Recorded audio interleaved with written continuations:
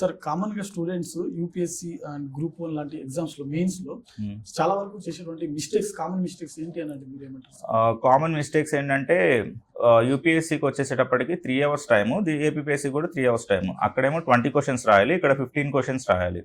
అక్కడ ఏంటంటే ఆప్షన్స్ ఉండవు, అంటే లైక్ 20 క్వశ్చన్స్ ఇస్తాడు, 20 రాయాల్సిందే. ఇక్కడ ఏపీఎస్సీలో ఏమో 15 క్వశ్చన్స్ ఇస్తాడు, ఒక్కొక్క క్వశ్చన్ లో ఏ ఆర్ బి అని ఇస్తాడు అనమాట. సో నువ్వు ఏ గానీ బి గానీ చూస్ చేసుకో, అంటే నథింగ్ బట్ 30 క్వశ్చన్స్ ఇచ్చి 15 రాయమంటారు. అక్కడేమో 20 క్వశ్చన్స్ ఇచ్చి 20 రాయమంటారు. సో ఏంటి, అక్కడ మనకి ప్రతి టాపిక్ మీద ఖచ్చితంగా గ్రిప్ ఉండాల్సిందే, లేకపోతే మనం అసలు ఐడెంటిఫై చేయలేము.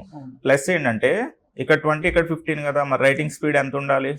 సో రైటింగ్ స్పీడ్ కూడా అక్కడ చాలా అంటే చాలా ఎక్కువ ఉండాలి. సో మనం ఫస్ట్ రైటింగ్ స్పీడ్ మీద ఎక్కువ ఫోకస్ చేయాలి. అది ఎప్పుడు వస్తుంది అంటే మనకి ప్రతి టాపిక్ మీద క్లారిటీ ఉన్నప్పుడు. సో ఆ క్లారిటీ ఉన్నప్పుడు మనం ఖచ్చితంగా స్పీడ్గా రాయగలము.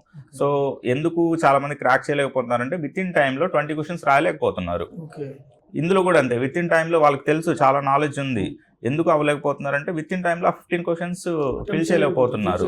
ఇక్కడ ఏంటి, మనం అక్కడ చూసుకుంటే ఆన్ యావరేజ్ 180 మినిట్స్కి 20 questions. So around 7 to 8 minutes ప్రతి క్వశ్చన్ కేటాయించాలి.